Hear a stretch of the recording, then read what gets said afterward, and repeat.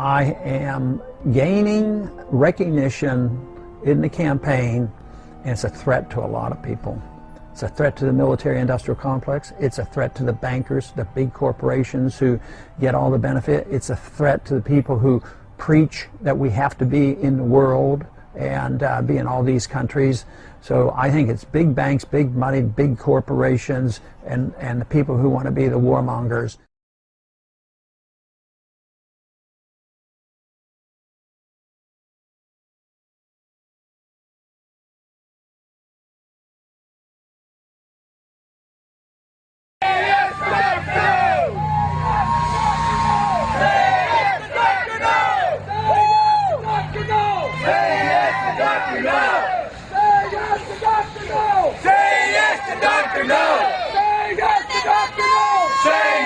Dr. No! Say yes to Dr. No! Say yes to Dr. No! Say yes to Dr. No! Say yes!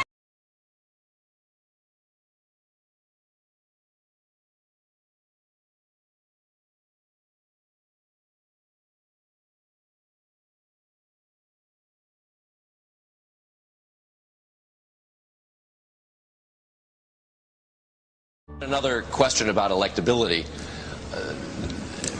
Do you have any, sir? There's always the question as to whether or not you are, in fact, viable.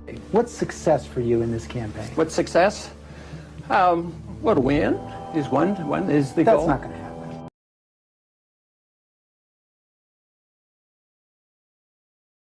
With 16,892 Iowans voting, the winner of the 2011 Iowa straw poll is Congresswoman Michelle Bachmann.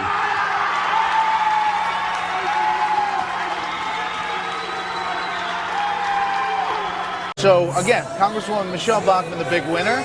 We have Ron Paul. Congressman Ron Paul came in second, and Governor Tim Pawlenty came in third. Now, the question is,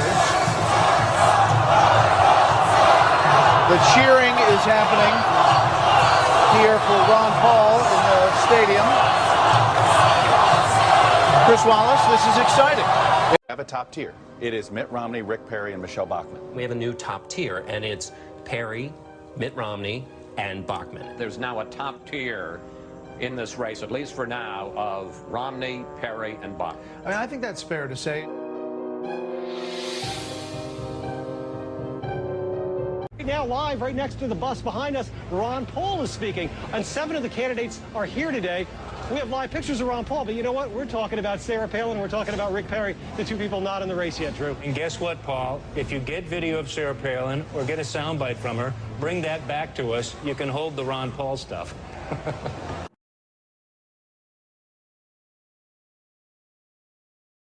May I say one thing about Ron Paul? I find it odd for me to be a Ron Paul supporter, but he lost to Michelle Bachmann by 9/10 of 1 percentage point in a straw poll that isn't supposed to pick winners, but is supposed to tell us which way the wind is blowing. That's as good as a win. So we had a tie for first.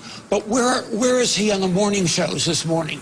Where are all the stories analyzing what it means that Ron Paul essentially tied for first place at Ames? The media doesn't believe that Ron Paul has a hoot and hell's chance of winning the Iowa caucuses, winning the Republican nomination, or winning the presidency. So we're going to ignore it.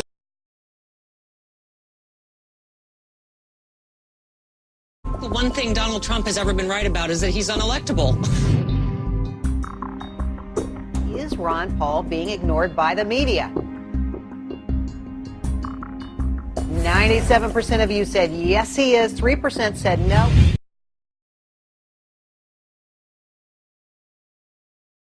So the top two finishers were Ron Paul and Michelle Bachmann, both of whom are among the worst performing when you put them in a head-to-head against President Obama.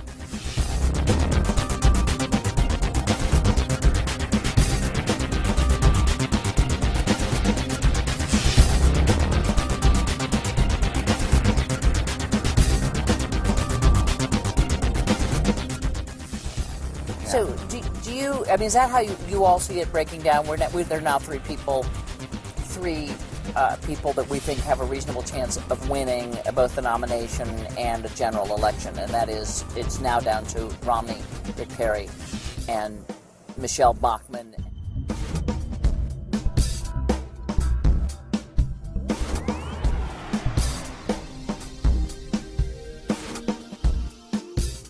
And in the end, Neil, electability is it. You can say all you want about great visions for America, and you say all you want about great visions for America, and you say all you want about great visions for America.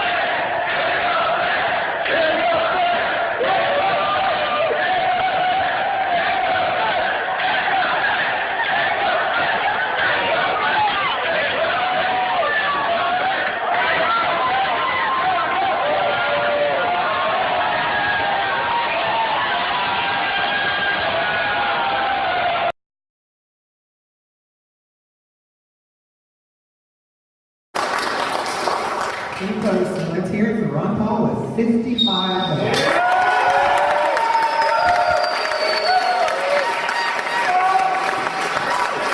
Let's talk about Ron Paul, because he just won another straw poll in California, and he keeps winning straw polls, but I guess if history is any gauge, it doesn't really mean very much. California says, see, we are talking about Ron Paul. Poll. Romney leads New Hampshire. Huntsman third, Perry fourth. Now, do they know how to count? Why would they omit saying who was in second? Well, you know why? Ron Paul.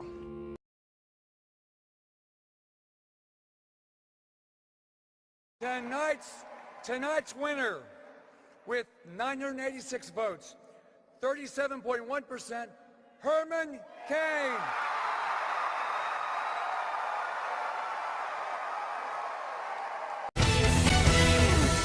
And hello again from Fox News in Washington. There was big news this week in the Republican presidential race, and no, it wasn't whether Chris Christie is joining the field. A political long shot parlayed a strong performance in the Fox debate and the Florida straw poll to jump into the top tier.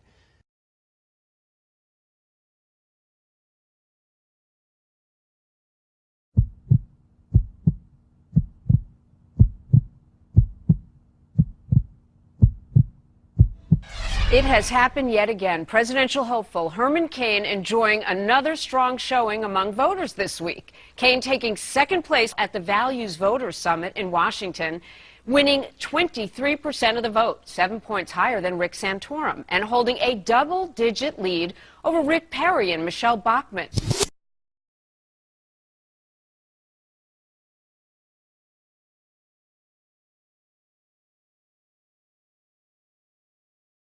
It's got to be somewhat frustrating for you. I mean, to come in second and be as close as you were to winning in Iowa, not to mention the polling that you've been doing, which is fairly good, to have this kind of treatment in the media. Does it disturb you?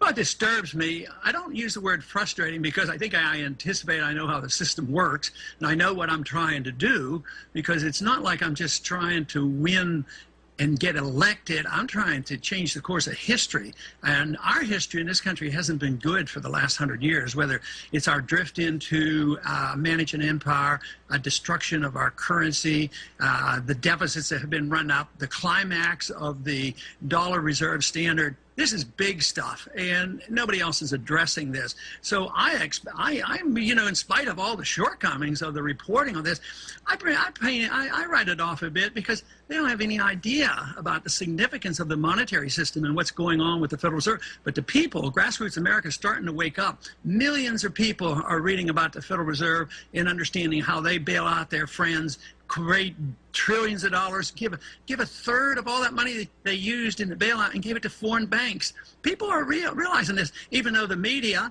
generally speaking, they don't understand it. They don't ask me the right questions. And if they do understand it, they don't want to get the secret out on how the system that we have protects the special interests, the big corporations, the corporatism that runs our society.